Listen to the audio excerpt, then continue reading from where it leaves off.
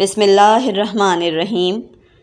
Video کو شروع کرنے سے پہلے آپ تمام دوستوں سے گزارش یہ ہے کہ ایک مرتبہ نہایت احترام کے ساتھ درود شریف پڑھ لیجئے۔ اللہم صلی علی محمد وعلی آل محمد۔ ویڈیوز اچھی لگیں تو چینل کو سبسکرائب کر لیجئے اور بیل آئیکن کو پریس کر لیجئے۔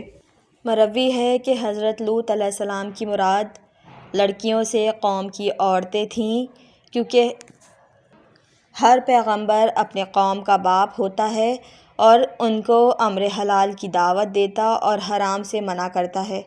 اسی لیے فرمایا کہ تمہاری عورتیں تمہارے لیے زیادہ بہتر ہیں۔ ان لوگوں نے کہا کہ تم جانتے ہو کہ ہمیں تمہاری لڑکیوں سے کوئی واسطہ نہیں اور ہم جو کچھ چاہتے ہیں اس سے بھی تم بخوبی واقف ہو۔ جب حضرت ان سے نا امید ہوئے تو فرمایا کاش مجھ کو قوت ہوتی تو میں تم لوگوں میں رکن شدید کے ساتھ پناہ لیتا۔ بسند معتبر حضرت صادق علیہ السلام سے منقول ہے کہ حق تعالیٰ نے حضرت لوط علیہ السلام کے بعد کسی پیغمبر کو نہیں بھیجا مگر یہ کہ وہ اپنی قوم میں غالب تھا اور ان میں اپنا قبیلہ اور رشتہ داروں کے افراد رکھتا تھا۔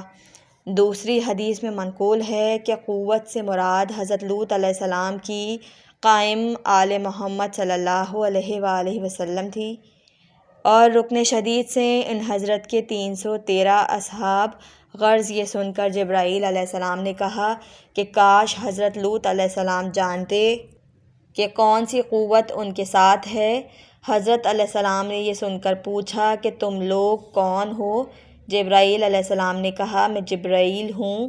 پوچھا کس امر پر مامور ہوئے ہو؟ کہا ان کی ہلاکت پر۔ فرمایا اسی وقت عمل میں لاؤ۔ کہا ان کے لیے صبح کا وقت مقرر ہے؟ کیا صبح قریب نہیں ہے؟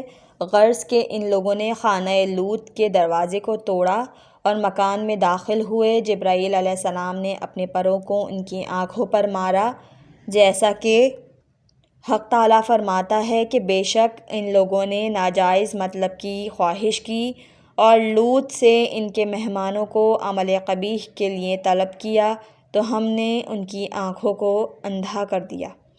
جب ان لوگوں نے یہ حال مشاہدہ کیا سمجھے کہ عذاب ان پر آ گیا۔ پھر جبرائیل علیہ السلام نے حضرت لوط علیہ السلام سے کہا کہ جب رات کا کچھ حصہ گزر جائے اپنے بال بچوں کو لے کر ان کے درمیان سے چلے جاؤ اور تم میں کوئی مڑ کر پیچھے نہ دیکھے، لیکن تمہاری زوجہ دیکھے گی تو اس کو پہنچے گا جو کچھ پہنچنے والا ہے۔ قوم لوط میں ایک مرد عالم تھا۔ اس نے کہا اے قوم تمہاری جانب وہ عذاب آ گیا جس کا وعدہ حضرت لوط تم سے کرتے تھے، لہٰذا ان کو گھیر لو اور اپنے درمیان سے جانے نہ دینا، وہ جب تک تم میں موجود ہیں عذاب نہ آئے گا۔ یہ سن کر لوگ حضرت لوط علیہ السلام کے مکان کے گرد جمع ہوئے اور ان کو گھیر لیا۔ جبرائیل نے کہا اے لوط ان کے درمیان سے چلے جائیے۔ کہا کس طرح چلا جاؤں؟ یہ لوگ میرے مکان کے گرد تو جمع ہیں۔ جبرائیل نے ان کے سامنے ایک ستون نور کا قائم کیا اور کہا کہ اس ستون کے سہارے چلے جاؤ اور تم میں سے کوئی مڑ کر نگاہ نہ کرے۔ غرض یہ کہ اس شہر سے زمین کے نیچے سے باہر نکلے۔ ان کی زوجہ نے مڑ کر دیکھا، حق تعالیٰ نے اس پر ایک پتھر نازل کیا جس نے اس کو مار ڈالا۔ جب صبح ہوئی ان چاروں فرشتوں میں سے ہر ایک ان کے شہر کے ایک ایک جانب باہر نکلے اور زمین کو 7ویں طبقے سے کھودا اور اس حد تک بلند کیا کہ اہل آسمان نے ان کے مرغ اور کتوں کے چلانے کی آوازیں سنیں۔ پھر ان لوگوں پر اس شہر کو الٹ دیا اور خدا نے ان پر پتھر سجیل کے یعنی کھرنجے آسمان اول سے یا جہنم سے برسائے جو باہم لپٹے ہوئے تھے، یا پیاپے اور منقط اور رنگا رنگ پتھر۔